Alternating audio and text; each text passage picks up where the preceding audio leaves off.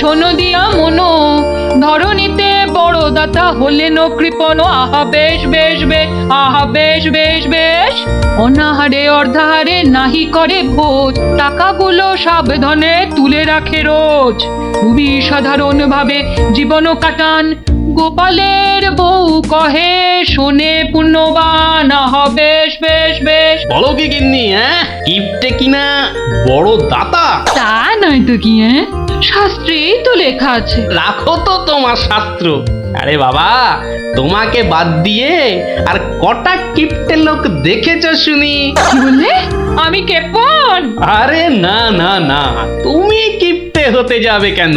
আমি বলছিলাম কি, বলছি যে ওই এক কাপ চা হবে নাকি? নিকুচি করেছে তোমার চায়ের, পাঁচালি মাথায় থাক, আমি চললুম। বলি, তোদের দিদিমা দুধ চিনি খরচের ভয়ে এক কাপ চাও দিলে না আমায়। তোরাই বল, দিদিমাটা হাড় কিপটে কিনা? গোপাল দাদু, আজ একটা কিপ্টের গল্প শোনাও। কিপটের গল্প? হ্যাঁ, কিপ্টের গল্প। শোন তবে। একদিন মহারাজ রাজসভায় বললেন, অনেকদিন ধরেই একটা প্রশ্ন আমার মাথায় ঘুরপাক খাচ্ছে, কিন্তু কিছুতেই সঠিক জবাব পাচ্ছি না। আপনার প্রশ্ন ব্যক্ত করুন মহারাজ, আমি আর টেনশন নিতে পারছি না। পৃথিবীর সবচাইতে বড় দাতাকে? এটার কি এমন কঠিন প্রশ্ন মহারাজ? স্বয়ং মহারাজ কৃষ্ণচন্দ্রের চেয়ে বড় দাতা আর কেউ আছে নাকি? একদম সত্য মহারাজ, আপনি থাকতে। কি গোপাল, তোমারও কি তাই ধারণা? কি হলো গোপাল, তুমি দেখছি খুবই চিন্তিত হয়ে পড়লে।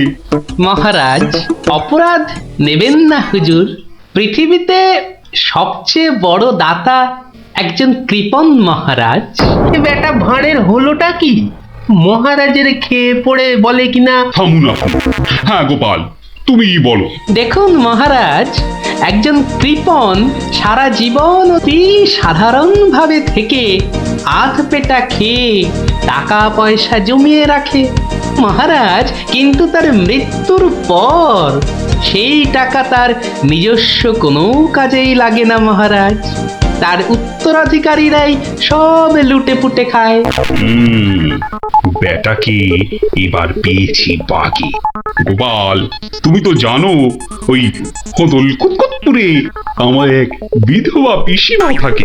বুড়ি এতই কিপটে যে এক বেলা রান্না করে তো 3 বেলা খায়। হ্যাঁ মহারাজ, আমি জানি। এখন তুমি যদি আমার সেই পিসির কাছ থেকে কিছু টাকা আদায় করে আনতে পারো, তাহলে তোমাকে যথাযথ পুরস্কার করব। আর না আনতে পারলে? এর নতুন কি মহারাজ, কাজ করলে পুরস্কার, নচেত তিরস্কার। আমি রাজি মহারাজ, আদেশ করুন কবে যেতে হবে। তাহলে কালই তুমি রওনা দাও, শুভস্য শীঘ্রম। আমি মহারাজের পিসিমাকে ভালো করে চিনি গোপাল, বুড়ির হাত দিয়ে জলও গলে না, আর তুমি কিনা টাকা আনবার বাজি ধরলে। বুঝলেন মন্ত্রী মশাই, বুদ্ধি খাটাতে খাটাতে মাথায় টাক পড়ে গেল। এখন সব বুদ্ধি এখানে এসে জমেছে, একটু ঢেকুর তুললেই। তবে কালই আমি রওনা দিচ্ছি মহারাজ। ঠিক আছে গোপাল, ঠিক আছে। তারপর কি হলো গোপাল দাদু? তারপর আরে মহারাজকে তো বলে দিলুম পিসির থেকে পয়সা নিয়ে ফিরব, কিন্তু কিপটে বুড়ির থেকে পয়সা আদায় করা কি চারটিখানি কথা রে? তাহলে তুমি হেরে গেলে দাদু। অত সহজ হেন কোনো কাজ নেই যা আমি করতে পারি না। তো রাজ দরবার থেকে বেরিয়ে আমি চললুম সোজা বাজারের দিকে। দে মা আমায় তবিল দাদি, দে মা আমায় তবিল দাদি। রাজার পিসি বড় কিপটে ভারী, তার থেকে যে আনবো করি। দে মা আমায় তবিল দাদি। ইগো কুচো চিংড়ি কত করে গো কর্তা? এগে এমন কিছু না, মাত্র 100 টাকা কিলো। হ্যাঁ তা মাত্রই বটে। এখন আর দরদামে করার সময় নেই, তাই না হলে ঠিক আছে গো, শতখানেক দাও দেখি। মাত্র 100 গ্রাম। কেন গো, 100 নিলে পয়সা লাগবে না বুঝি? তা লাগবে বইছি, কিন্তু 100 নিলেই আপনি কি খাবেন আর ছেলে বউরেই বা কি খাওয়াবেন? ও সে নিয়ে তোমার ভেবে কাজ নেই কর্তা, তুমি ওই 100ই দাও।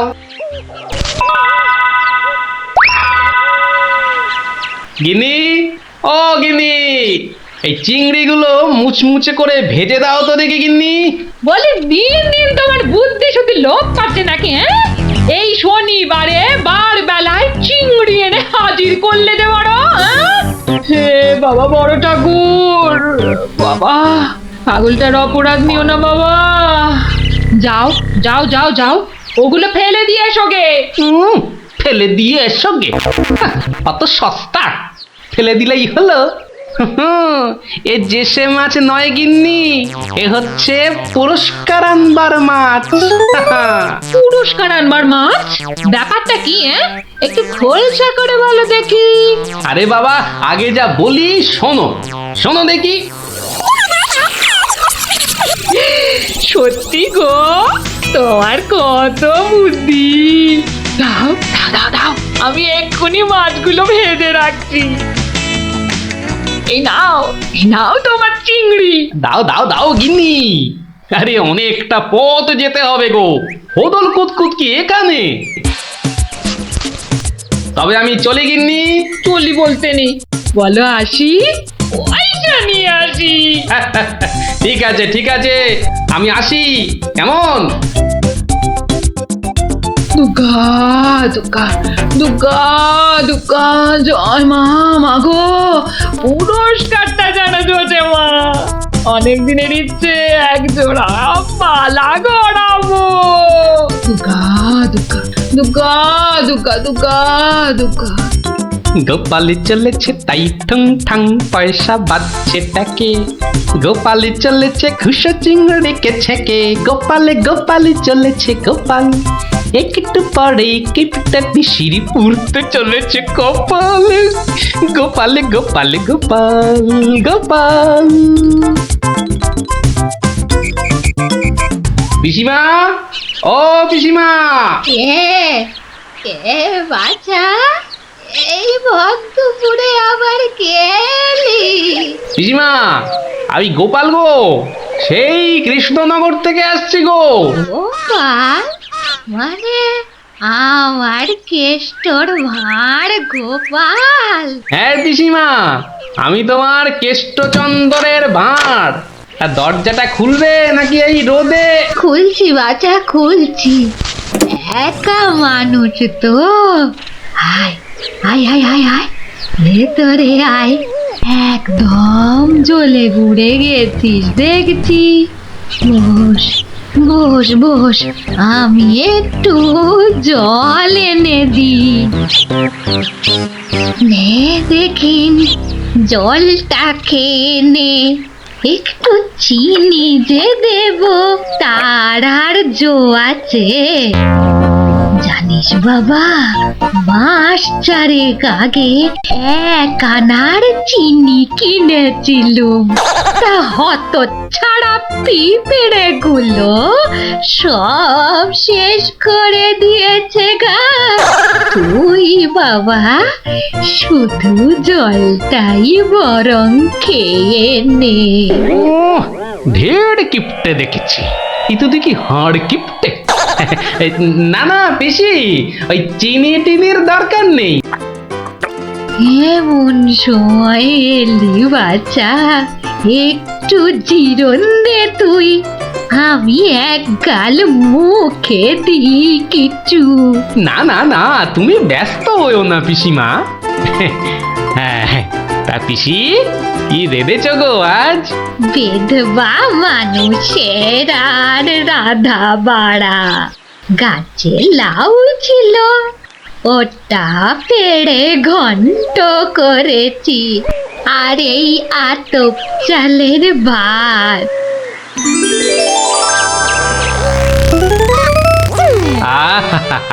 লাউ ঘন্ট কতদিন যে খাইনি পিসি, আমার তারে খানিক রেখো কিন্তু। এত দূর এলাম, তোমার পাতের একটু পেশাব না নিয়ে যাই কি করে বলো তো? আচ্ছা আচ্ছা, আমি নয় খাবার শেষে পাতে খানিকটা রেখে দেব খন, তুই খেয়ে নিস। খানিক বেশি করেই রেখো পিসিমা, অনেকটা হাঁটতে হাঁটতে এসেছি তো, ও খিদেটাও চাগার দিয়ে উঠেছে বুঝলে। হ্যাঁ, কালুকের রান্না বেশি কোথায় পাবো শুনি? তা আমি একটু কম খেয়ে না হয় তোর জন্য রেখে দেব। হতো বাগাটা আসার আর সময় পেল না, ঠিক খাওয়ার সময় এসে হাজির। নে গোপাল, আমার হয়ে গেছে, তুই খেতে বস, আমি হাতটা ধুয়ে আসি কেমন? এক আনার চিনি 4 মাস, এবার বুড়ি দেখো, আজ তোমার আমি কিপটেমি বার করে ছাড়ব। কই রে গোপাল, বসেছিস? নে নে নে, আগে খেয়ে নে, পরে তোদের সব গল্প শুনবো। তা রান্না বান্না কেমন হয়েছে রে গোপাল? অতি উত্তম। এই সত্যি বলতে কি পিসিমা, এই কতদিন যে লাউ চিংড়ি খাইনি, কি বলবো তোমায়। আরেকটু হবে নাকি পিসিমা? কি বললি? লাউ চিংড়ি? তোরে কি মাথা খারাপ হয়ে গেল নাকি রে গোপাল? আমি বেদবা মানুষ, চিংড়ি মাছ আমায় খেতে আছে যে রাঁধবো? বললেই হলো পিসিমা, তুমি না রাঁধলে থালায় এলো কি করে শুনি? এই দেখো। কিন্তু আমি তো কই কই কই কই দেখি। হরি হরি হরি হরি হরি হরি। তুমি নিজেই তো দেখলে পিসিমা, সত্যি কথা বলতে কি, ওই বিধবা হলেও একাত্তিন খেতে দোষ নেই পিসিমা। তাছাড়া এই কথা ওই তুমি আর আমি শুধু জানলাম পিসিমা। বাবা গোপাল, তোর দুটি হাতে ধরে বাবা, এ কথা তুই কাউকে বলিস নে যেন। এ সত্যি না বাবা, সত্যি না। তা না হয় হলো, কিন্তু ওই মহারাজ যদি আমাকে জিজ্ঞেস করেন, তুমি তো জানো পিসিমা, আমি আমার বউকেও মিথ্যা বলতে পারি, কিন্তু মহারাজকে আমি পারবো না পিসিমা। কেষ্ট যেমন তোদের মহারাজ, আমিও তো তার পিসি নাকি? নে নে বাবা, এই কটা টাকা রাখ, কিন্তু তুমি আমাকে ভারী ফ্যাসাদে ফেললে পিসিমা। মহারাজকে মিথ্যা বলতে গেলে না পিসিমা, আরো কিছু ছাড়তে হবে। আরো? নে নে দেখ, এতে কত আছে? দেখি একটু বেশি পেলেই ভালো হতো, তা এর বেশি নেই যখন, তখন। দেখিস বাবা, এই বেদবার সম্মানটা বাঁচাস বাবা। তুমি নিশ্চিন্তে থাকো পিসিমা, আমার কথার নড়চড় হবার নয়।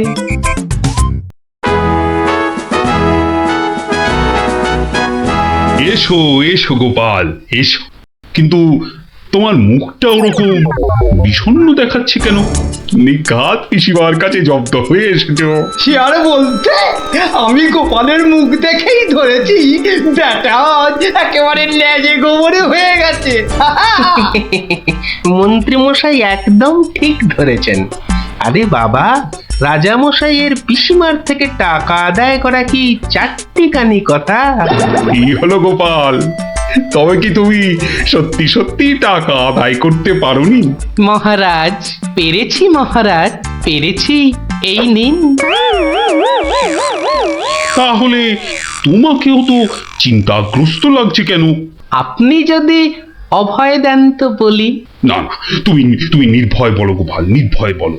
অভয় যখন পেয়েছি বলছি তবে শুনুন মহারাজ।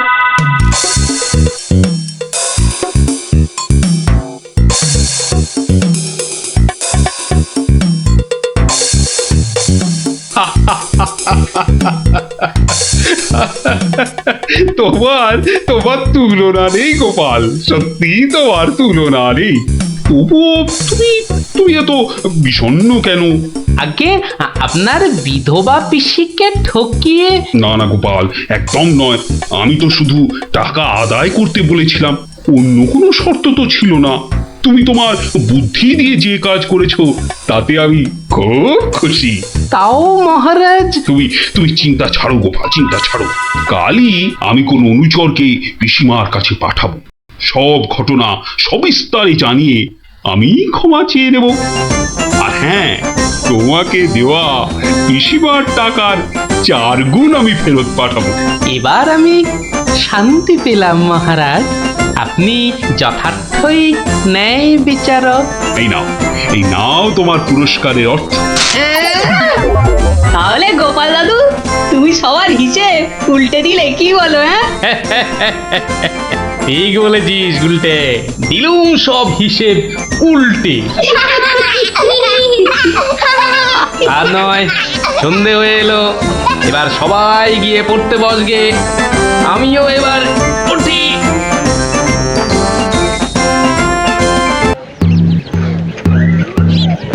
শোনো শোনো শোনো, নবদ্বীপের বুড়ো বুড়ি ছোঁড়াছুড়ি ভালো করে শোনো। মহারাজ কৃষ্ণচন্দ্র আদেশ করেছেন, গায়ে গঞ্জে কারোর অসুখ বিসুখ করলে সঙ্গে সঙ্গে ওনার তৈরি চিকিৎসালয় নিয়ে যেতে হবে। দেরি করলে বিপদ হবে। ও ঘচক মশাই, আমরা সব পাড়ায় পাড়ায় পা খেয়ে বেড়াই, আমরাই তো সবাইকে বলবো।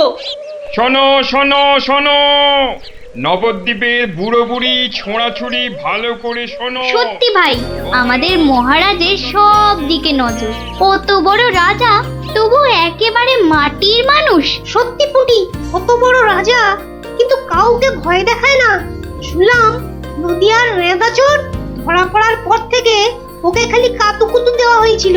লোকটা হাসতে হাসতে দম বন্ধ হওয়ার জো।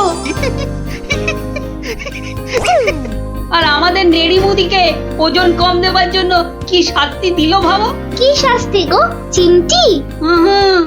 57টা বড় বড় বাতাসা খাওয়ালো। নো জল, নট কিচ্ছু। এসব তো আমাদের রাজা মশাইকেই মানায়। আসলে এসব গোপাল দাদুর বুদ্ধি। ঠিক বলেছিস। তা সে কি রে, সকাল বেলায় সবাই একেবারে বাড়িতে হাজির? হ্যাঁ, কি ব্যাপার ন্যাপলা?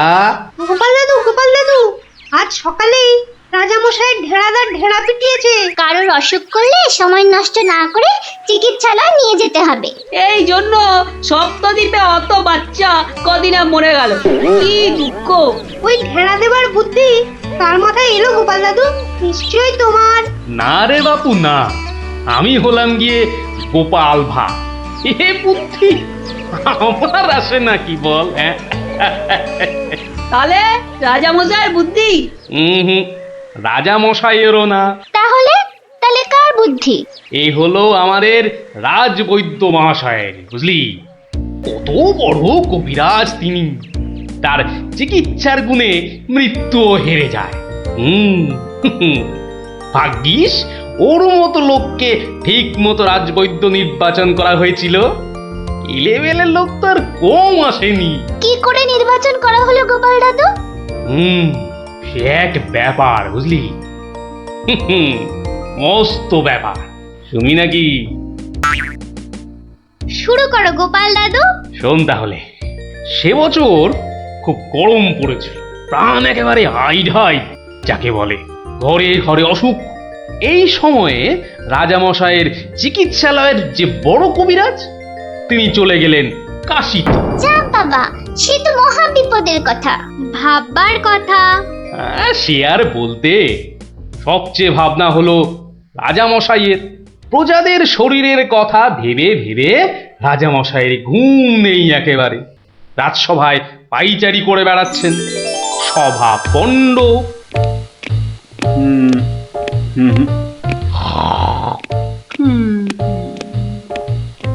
না,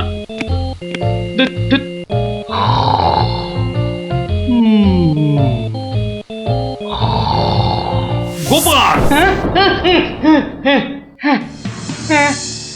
আগে মহারাজ, আপনার মুখ চোখ একেবারে শুকিয়ে গেছে মহারাজ। আপনার এত চিন্তা কিসের বলুন তো? হ্যাঁ, ওই সূর্যকে মেঘে ঢাকলে যেমন সব কিছু অন্ধকার, তেমনি আজ আমাদেরও সেই অবস্থা মহারাজ। তুমি তো ভারী পচা খেদা ভাঁড় হে গোপাল। রাজবৈদ্য কাশি গেছে, দেখেছ কি চিকিৎসার হাল? ভেবে ভেবে কেষ্টচন্দ্র জেগে সারা রাত, অসুখেতে লোকে কাত, চিকিৎসার একই অধঃপাত। দেখো কাণ্ড, এই কথা! তুমি কি এই কথা বলছো গোপাল? অসুখ নামে কুমির এসেছে রাজ্যে, কেটে লম্বা খাল। আরে আপনি থামুন দেখি রাজকবি। দিন রাত্রি তো তেল দিচ্ছেন রাজামশাইকে। কিন্তু বিপদ তো এসে হাজির গোপাল। কবিরাজ পাওয়া শক্ত হবে না গোপাল, কিন্তু উপযুক্ত রাজবৈদ্য নির্বাচন করব কিভাবে? তার হাতেই তো সব ভার দিতে হবে। সে তো কম কথা নয়। সত্যি কি যে হবে, রাজবৈদ্য নেই ভাবলেই পেটটা কেমন গুড়ুগুড়ু করছে মহারাজ। বড় ভয়ঙ্কর ব্যাপার। কি করে ঠিক ঠিক রাজবৈদ্য নির্বাচন করব সেই চিন্তাই এখন করছি। রাজামশাই যদি অভয় দেন, তাহলে সবচেয়ে গুণী রাজবৈদ্যকে আমি নির্বাচন করে দেব। তুমি ভাঁড় করবে রাজবৈদ্য নির্বাচন? রাজপণ্ডিত শুনুন শুনুন, কি বলে গোপাল শুনুন। কিম অদ্ভুতং! বামুন হয়ে চাঁদ ধরতে চায়। বামুনং চন্দ্রং ধরিষ্যতি।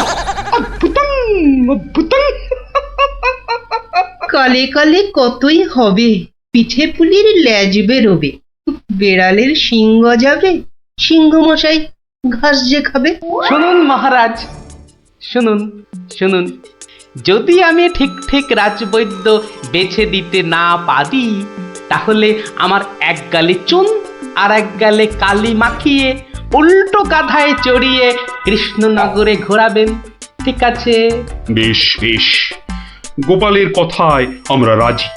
বলো গোপাল, এবার কি করতে হবে? মহারাজ, ওই মন্ত্রী মশাইকে বলুন দেয়ালে দেয়ালে আপনার ঘোষণা সেঁটে দিতে। আগামী মঙ্গলবার, মানে 7 দিন পরে আপনি এ রাজ্যে বৈদ্যদের ডাকুন, আমি ঠিক লোক বেছে দেব মহারাজ। বেশ, আগামী মঙ্গলবার 7 দিন পর। মন্ত্রী মহারাজ, করো ঘোষণা, রাজবৈদ্য চাই। যে আজ্ঞে রাজামশাই। তারপর কি হলো গোপাল দাদু? হ্যাঁ, কি হলো? হ্যাঁ, কি আবার হবে?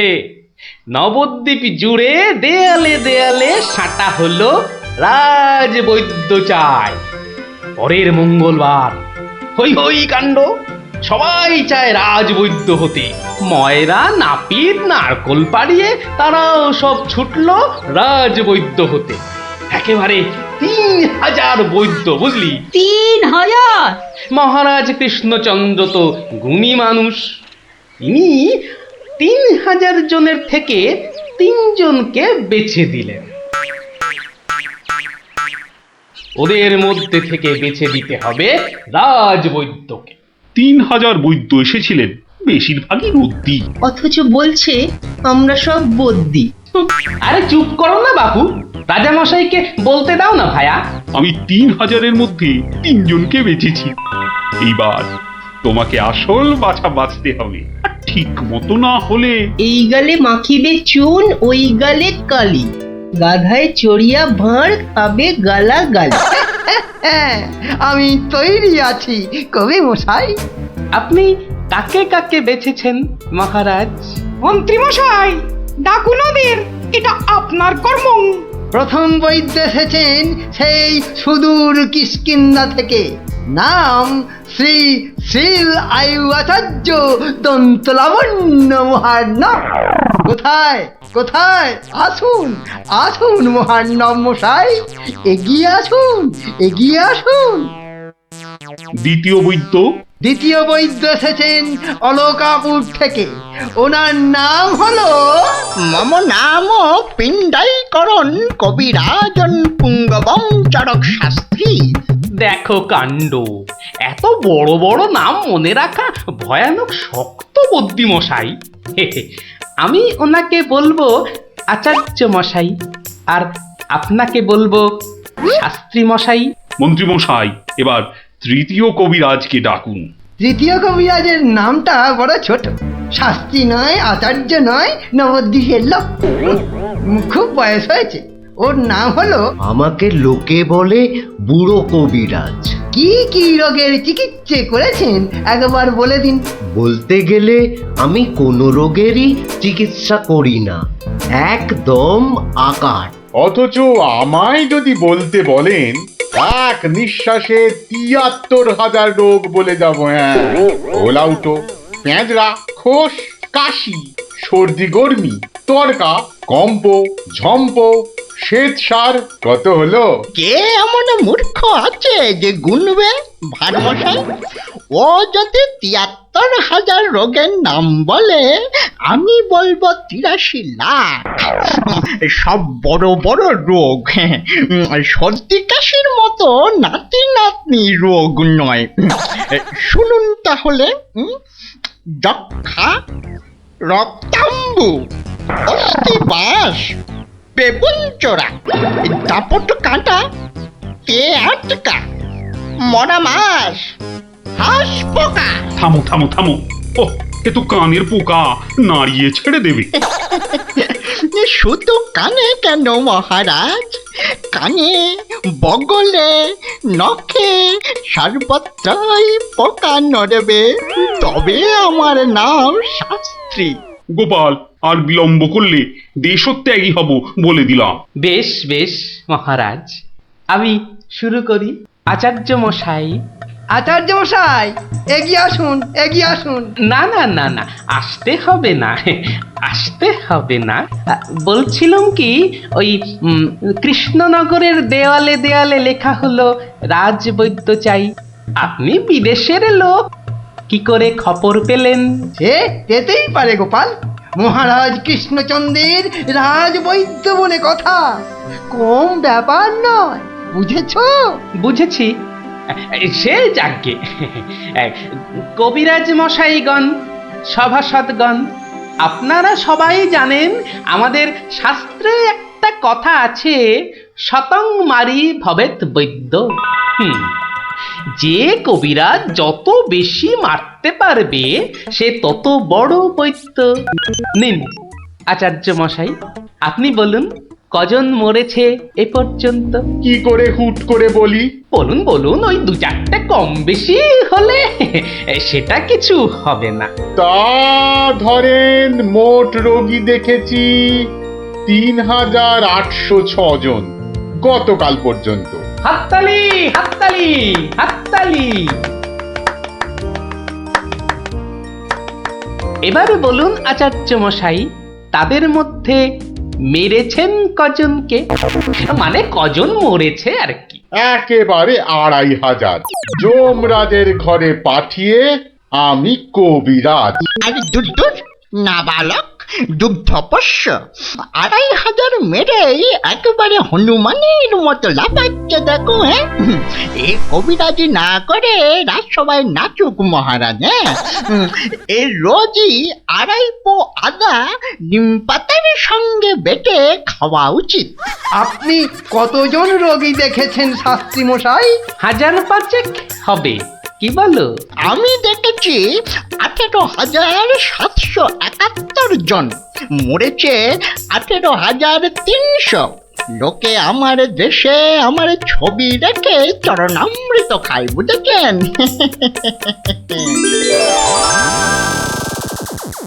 বুঝলেন তো? একবার দুজন সৈনিক দৌড়াতে দৌড়াতে এসে থামলো, খবর এনেছে ওরা। তা আমি শক্তি বাড়াবার জন্য একটু শরবত দিলাম। ওরা খেলো খেলো, ফুলে গেল, পটাং করে ফেটে মরে গেল।